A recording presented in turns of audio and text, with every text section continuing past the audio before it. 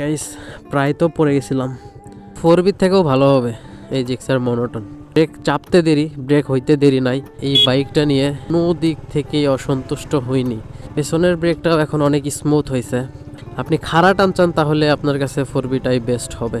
আমার এক ফ্রেন্ডের মনোটন আছে, তারপর আরেক ফ্রেন্ডের R15 আছে। কারো কাছে 4B ভালো লাগে, কারো কাছে মনোটন ভালো লাগে। 1000 কিলোমিটার বাইক চালিয়ে বাইক থেকে আমি কি কি পরিবর্তন পাচ্ছি আর বাইক কেমন ফ্রি হয়েছে আর 1000 কিলোমিটার চালানোর অভিজ্ঞতাটা আজকের ভিডিওতে আমি আপনাদের সাথে শেয়ার করব। তো গাইস দূরে কোথাও যাইতে পারতেছি না, তার কারণ অসুস্থ। তাই এই গ্রামের দেখুন রাস্তার কি অবস্থা, গ্রামের রাস্তায় এই ভিডিওটা করতেছি। তো দেখুন আমার বাইকটা এখন 1142 কিলোমিটার রান করা হয়েছে। 1100 কিলোমিটার প্লাস বাইকটা আমি রান করার পর বাইক থেকে অনেক পরিবর্তন পাচ্ছি। সেটা হচ্ছে আগে বাইকটাতে টান উঠতে অনেকটা সময় লাগছে, তো এখন 100 পর্যন্ত হিট করতে ততটা সময় লাগে না। আমি এটা এখন পর্যন্ত টেস্ট করি নাই যে কত সেকেন্ড সময় লাগে।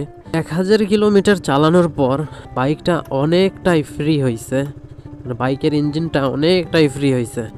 আগে ব্রেকটা ধরলে মানে সামনের হাইড্রোলিকটা যদি আমি চাপতাম তাহলে ব্রেকটা জমতে অনেক সময় লাগতো, তার কারণ ব্রেকিং ক্যালিফারগুলা বা ব্রেক শোগুলা ওইগুলা কিন্তু নতুন ছিল, যার কারণে ব্রেক চাপলে মানে স্মুথ পারফরমেন্স পাই নাই। তো এটা এখন ক্লিয়ার হয়ে গেছে। তো ব্রেক শোগুলা এখন মানে ব্রেক চাপতে দেরি, ব্রেক হইতে দেরি নাই, এরকম একটা অবস্থা। এটা এই বাইকের সব থেকে বড় পরিবর্তন, মানে 1000 কিলো রান করার পরে। গাইস প্রায় তো পড়ে গেছিলাম, দেখুন কি অবস্থা রাস্তার। এইরকম রাস্তায় যদি আপনি বাইক চালান তাহলে বাইকের অনেক সমস্যা। তো যাই হোক, তো ফার্স্ট হচ্ছে ইঞ্জিনটা অনেক ফ্রি হয়ে গেছে, আর সেকেন্ড হচ্ছে ব্রেক। এটা দুইটা ব্রেকের ক্ষেত্রেই, শুধু যে সামনের হাইড্রোলিক তা না, পেছনের ব্রেকটাও এখন অনেক স্মুথ হয়েছে। আর গাইস এখন আমি আপনাদের সাথে শেয়ার করি 1000 কিলোমিটার চালানোর পরেও আমার কাছে বাইকটা এখন কেমন লাগতেছে।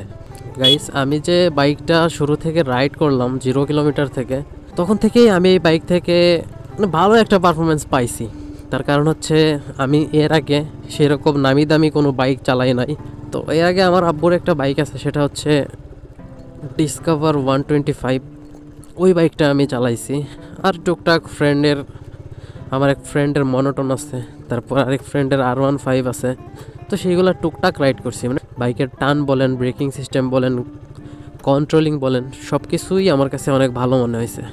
তার কারণ এর আগে আমি এর থেকে ভালো বাইক বেশি রাইড করি নাই। কিন্তু আপনারা যদি ইয়ামাহার কোনো বাইক বা এর থেকে বড় বাইক যেগুলো আছে, যেমন সুজুকি জিক্সার SF, তারপর MT-15 বা R15 বা ইয়ামাহার FZS ভার্সনের যে গাড়িগুলো আছে, তারপর 4V, এইগুলা থেকে যদি এই বাইকে শিফট করেন তাহলে আপনাদের একটু না একটু প্রবলেম হবেই। তার কারণ হচ্ছে এটার ক্লাস লিভার, গিয়ার শিফটিং, এইগুলা গাইস এত পরিমাণে হার্ড, এত পরিমাণে শক্ত, যেগুলো আপনাদের বলে বোঝানো যাবে না। 1000 কিলোমিটার চালিয়ে আমি এই বাইকটা নিয়ে কোনো দিক থেকেই অসন্তুষ্ট হইনি। বাইকের পারফরমেন্স, তারপর হচ্ছে এই বাইকটার লুকস অ্যান্ড ডিজাইন, যেটার কারণে আমার এই বাইকটা নেওয়া, মডিফাই করার কারণে। তো এই বাইকটা কিন্তু আমি মডিফাই করবো ইচ্ছা মতো, এখনও করতে পারতেছি না, টুকটাক করতেছি। তো পুরো বাইকটাই মডিফাই করব, এই কারণে এই বাইকটা আমার নেওয়া।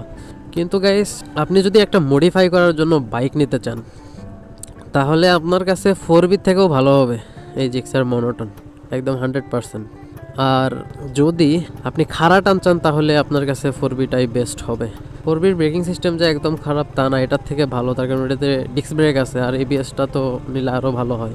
কিন্তু অনেকের এই বাইকটা অনেক পছন্দের, যেমন আমার কাছে 2.5 লক্ষ টাকা বাজেট থাকলেও আমি এই বাইকটাই কিনবো আর এই বাইকটা মডিফাই করবো বাকি টাকা দিয়ে। কারো কাছে 4B ভালো লাগে, কারো কাছে মনোটন ভালো লাগে, কিন্তু আমার কাছে মনোটন বেস্ট ইজ বেস্ট। এই ছিল আজকের ভিডিও। অসুস্থর কারণে ভিডিওটা হয়তো বা উল্টাপাল্টা হয়ে গেছে, সবাই ক্ষমার দৃষ্টিতে দেখবেন।